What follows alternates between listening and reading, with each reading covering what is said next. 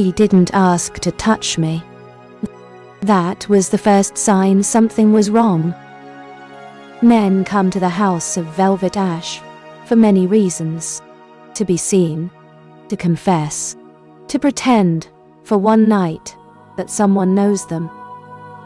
But he walked in like a man who had already stopped pretending, and that made him more dangerous than any blade. If you've ever wanted someone you shouldn't, stay with me. Subscribe to this story. Because some desires don't fade, they wait. My name is Lysara Veyne. I am the crimson courtesan. I don't sell my body, I sell the truth behind it. He arrived at midnight. No perfume, no silk, just a leather tunic still damp from rain and a silence that filled the room faster than any words. I've learned to read men in the first breath they take inside my chamber. Some are hungry. Some are afraid. Some are already lying. He was none of those. He stood by the window, didn't sit, didn't reach for the wine I poured. Just looked at the candle flame like it had asked him a question he couldn't answer. So I waited. That's my first rule. Never fill a silence that isn't asking to be filled. You let people believe they understand you. His voice was low, rough, not from shouting, from not speaking at all for too long. I didn't move. Do they? They think you sell desire, but you sell the permission to fail. That's when I felt it. A small crack in the floor I'd spent years building. Because he was right. I stepped closer, close enough to smell rain and old smoke, close enough to see the scar cutting through his left eyebrow. Most men lean in when I get this close. They can't help it. He didn't. Who are you? Someone who shouldn't be here. That's half my clients. The other half are lying. I laughed. A real one. That almost never happens. He finally turned from the window. His eyes were grey, not soft, not hard, and just tired. The kind of tired that comes from running from something you can't outrun. What do you want tonight? Nothing you've given anyone else. My chest tightened. Not fear. Something worse. Recognition. I've spent 10 years learning how to stay unmoved. How to watch a man fall apart without falling with him. But he wasn't falling. He was standing perfectly still. Nona Sinagan Cow. And somehow, that was pulling me closer. Zin. Down. No, Tom. I don't repeat myself. I know. He smiled. Just a little. Just enough to make my pulse stutter. That's when I should have ended the visit. Called for the guard. Broken my own second rule. Never let a stranger make you feel unknown. I didn't. I sat down alone. Poured myself the wine I'd offered him. Let the silence stretch until it hurt. He watched me drink, and for the first time in years, I felt watched. Not as a performer, not as a fantasy, as something real. I came here because I'm tired of lying. Then don't. I'm not a noble, not a mage, not a warrior with a broken heart. Then what are you? A man who was told you would recognize him. The glass stopped halfway to my lips. My hand didn't shake. It never does. But something inside me, something old and buried, shifted. Recognize you from where? That's the wrong question. He walked toward me. Knees, no way, or Not threatening. Certain. Like he'd already played this scene in his head 100 times. The right question is, why did your contract with the Crimson Guild include a name you've never spoken to anyone? I set the glass down. Carefully. Precisely. Because if I didn't, I would have dropped it.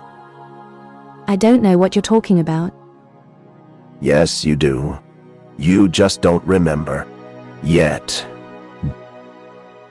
He knelt. Not in submission. In front of my chair. You is seeing you want to be in front of my chair. Close enough that I could feel the heat from his skin. Close enough that my breath caught. I'm not here for a night, Lysara. I'm here because the prophecy you're hiding from is already waking up. Boom. Prophecy. That word. I'd heard it once. In a whisper. And in a language I wasn't supposed to understand. On the night I joined the guild. I pushed it down. Buried it under silk and candlelight. And the faces of 100 men who meant nothing. And now this stranger. This tired, quiet, dangerous stranger. He was digging it up with his bare hands. Get out. You don't mean that. I stood. He stood with me. Not touching. Never touching. But the air between us was thicker than any embrace. I have rules. I know.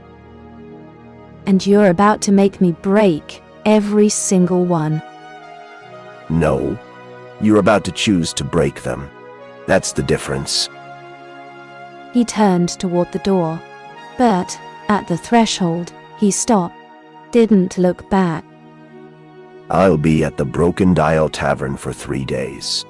If you want the truth about who you really are, come find me. The door closed. The candle flickered, and I realized my hand was pressed against my own chest, feeling my heart race like a girl who had never been touched. I didn't know his name. I didn't know his face from any other, but my body remembered something my mind had erased. And that terrified me more than any man ever had. If this story stayed with you, subscribe. Some stories don't end when they're over. I didn't sleep. That almost never happens. My body is trained to rest between clients, to reset, to forget. But that night, every time I closed my eyes, I saw his grey ones. Tired. Tired. Knowing. Waiting. A prophecy waking up. A name I never spoke. A contract I signed in blood when I was young and desperate, and thought I understood what I was giving away. I didn't understand anything. At dawn, I lit 3 candles. One for memory. One for forgetting. One for the truth I'd buried so deep even I couldn't find it. The 3rd candle burned blue. It's not supposed to do that. I should have stayed. The house of velvet ash is safe. It's mine. I built these walls to keep the world out, but he walked through them like they were made of mist. And now, I was walking out. The Broken Dial Tavern sits in the Low District, where magic curdles and coin smells like regret. I haven't been there in 7 years. Not since the night I sold my past to buy my future. I wore no silk. No perfume. Just a grey cloak and the knife strapped to my thigh. A courtesan without her armor is just a woman who forgot how dangerous she isn't. He was sitting in the corner, alone. And in day, and in a half-empty cup in front of him. He didn't look surprised to see me. That annoyed me more than it should have. I sat across from him. Didn't order anything. Didn't remove my hood. You have 1 minute. You came. Curiosity. not trust. Trust is just fear that learned to dress itself. 40 seconds. The prophecy isn't about saving the world. It's smaller, more cruel. I hate small cruelties. They fit inside you. 20 years ago, a seer whispered something to the head of the Crimson Guild. She said, "The girl who cannot love will be loved by the one she cannot remember. And when she remembers, she will have to choose between the life she built and the life that built her." My chest went cold, because I knew, not the words, but the shape of them, like a scar you forgot you had until someone touches it. Who are you? My name is Kalen. Nothing. The name meant nothing, but my hand reached across the table before I could stop it, fingers brushing his wrist. His pulse was steady. Mine was not. Same. Why do I know your heartbeat? Because you saved my life, and then you erased your own memory to survive the cost. I pulled my hand back. Too fast. Too obvious. That's impossible. Memory magic requires a mage, a ritual, a price. You paid it. You paid it with the only thing you had left. He leaned closer. His voice dropped. Intimate. Nine. Not seductive. Worse. I know. Gentle. You gave away your ability to feel love, Lysara. Not forever, but until the person you loved most came back to remind you. The candle on our table flickered. The tavern noise faded. It was just us, and the terrible quiet of something breaking open. I don't love anyone. I know. That's the problem. I stood. The bench scraped. A few heads turned. I didn't care. You're lying. Am I? Then prove it. Tell me something. Only I would know. You have a scar behind your left ear. Not from a blade. From a childhood fall. You told me you got it running away from your father's funeral because you didn't want anyone to see you cry. The room tilted. I've never told anyone that. Not my guild sisters. Not my closest confidant. No one. How? Men? Andy Romantasy. Because I was there. I held your hand. You were 12. I was 14. And you made me promise I would never let you become someone who couldn't cry. I sat back down, slowly, like my bones had turned to glass. I don't remember you. I know, but your body does. That's why you didn't tell me to leave last night. That's why your hand touched my wrist just now. He was right, and I hated him for it, and I wanted him to keep talking. What do you want from me? Nothing. Nothing. Everything. I want you to stop running from the part of yourself you buried. I laughed. It came out bitter. I'm the Crimson Courtesan. I don't run. And in the end you, and style, people run to me. That's what running looks like when you're very good at it. He didn't smile this time. He just looked at me with those grey eyes. And for one terrible, beautiful second, I wanted to cry. I didn't. So, I couldn't.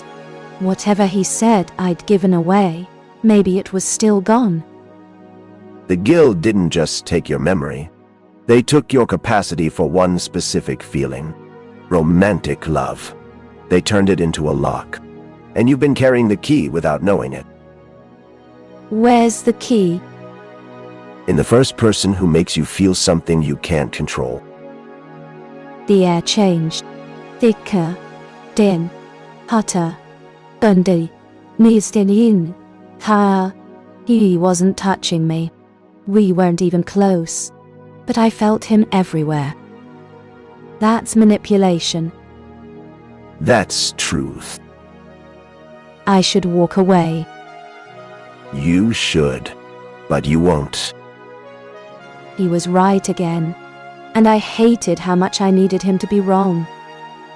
I leaned in, close enough to smell his skin, wood smoke and something older, something that made my chest ache. If I stay... You might remember, and remembering might destroy everything you've built. A long silence. The tavern creaked. Someone laughed. A glass broke, and we just looked at each other like two people standing on a bridge that was about to catch fire. I stood up one more time, but this time I didn't leave. Come back to the House of Velvet Ash. That breaks your rules. I know. I walked out first. I didn't look back to see if he was following. I didn't need to. I could feel him behind me. Close. Certain. Like a memory. I was only now beginning to dream. If this story stayed with you, subscribe. Some stories don't end when they're over. He followed me through the midnight streets of Eldoria. Not close enough to touch. Close enough that I felt every step he didn't take. I didn't speak. Neither did he. Some conversations happen better in silence. Some truths are too loud for words. The House of Velvet Ash rose in front of us. Candlelight in every window. My sisters inside, entertaining, listening, selling the illusion of intimacy. And I was bringing home a man I wasn't supposed to want. A man I wasn't supposed to remember. A man my own body recognized before my mind could catch up. My chambers. The door closed. The lock turned. And suddenly the room felt smaller than it had in 10 years. I didn't light more candles. Just the one. The same one that had burned blue this morning. And it was burning gold again. Liadenine dan kau dindana. You're afraid. I'm calculating. Same thing. Different dress. I turned to face him. He stood by the door, pants at his sides. Not reaching. Not retreating. Tell me the rest. The rest will hurt. I've been hurt before. Not by me. Not yet. That's when I understood. He wasn't here to seduce me. He was here to break something open, and he was terrified of what would crawl out. Sit down, Kaelin. Towal. You said my name? I did. And it felt strange on my tongue, like a word from a language I'd forgotten I spoke. He sat. Not in the chair across from me. Andy, on the floor, back against the wall, like a man who had learned not to take comfort for granted. I sat across from him. Same aim, floor, same wall. 2 feet of candlelight between us. Start at the beginning. We grew up together. Orphaned. Hungry. Angry. You were the only one who made me believe I wasn't broken. His voice cracked. Just once. Just enough. When we were 17, a mage offered us a way out. Power. Safety. A place in the Crimson Guild. But the price was steep. What price? You had to forget me. Not because I was dangerous. Because I was the only person you loved. And love, for someone like you, was a weakness they couldn't afford. I stared at the candle. My throat burned. And you? I had to remember. Every day, every night, every moment of every year. They made it my punishment to watch you build a life where I never existed. That's cruel. That's Eldoria. Silence. Long and heavy. I could hear my own heartbeat, could hear his breathing, could hear the tiny crack of the candle flame eating the dark. Why now? Why come back now?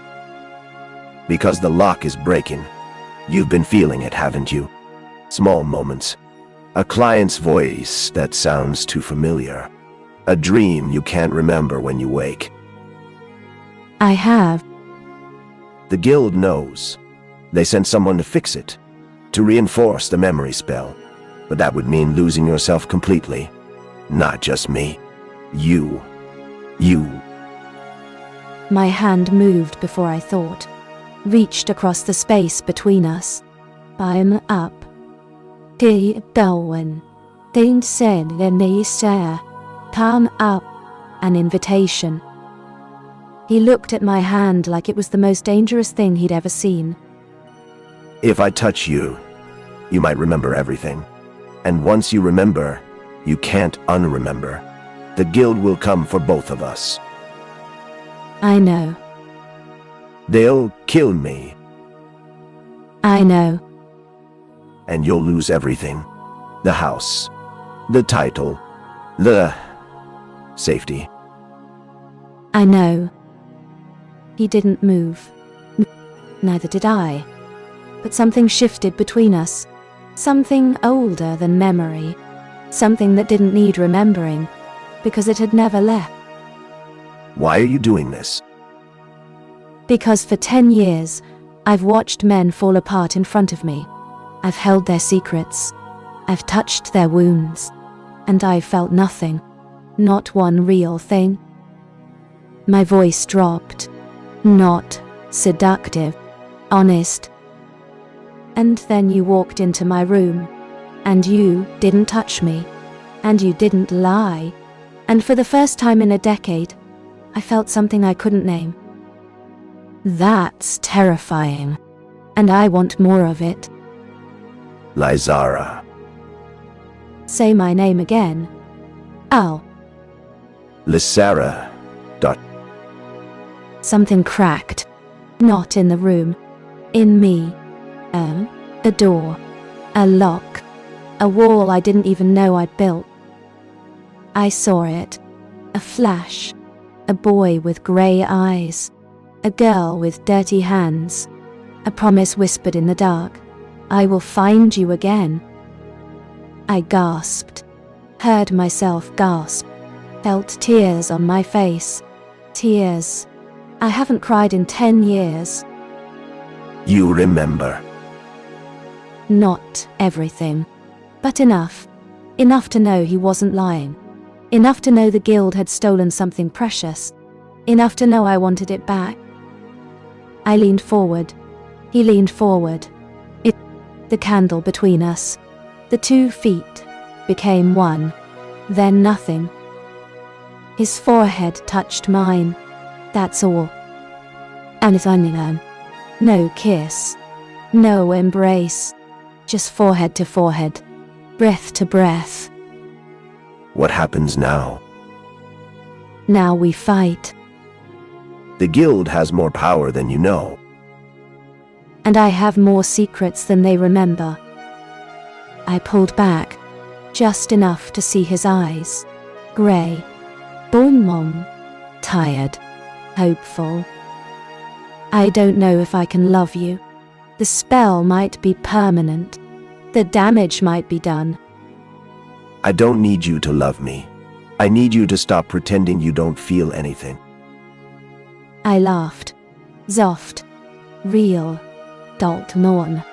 Drunken. Broken. That's a very low bar. I'm a very patient man. Outside, a bell tolled. 3 in the morning. Somewhere in the house, a client laughed. Somewhere else a sister faked a moan. The world kept spinning. But in this room, with this man, time had stopped. Stay. That breaks your rules. I don't have rules anymore. I have a past I need to steal back. And me? You're the thief I didn't know I hired. He smiled, a real one, tired and warm and terrifying.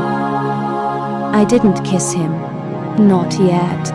Some things need to wait. Some things need to be chosen, not fallen into. But I let him stay, in my room, there, on my floor. Close enough that our shoulders touched, close enough that I could feel him breathe. Tomorrow, the guild will notice. Tomorrow, the fight begins. Tomorrow, I might lose everything. But tonight, for the first time in 10 years, I feel something real. And real, it turns out, is more dangerous than any spell. The candle burned gold, then blue, then gold, again. And somewhere deep in the house of velvet ash, a lock turned, not closed, open. Al pow, nen, al, yal, cardia If this story stayed with you, subscribe. Some stories don't end when they're over. This one is just beginning.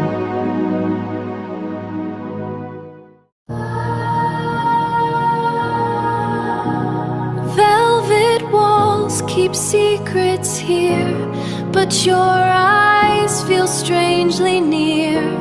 I sold the past for this design, a memory I know was mine.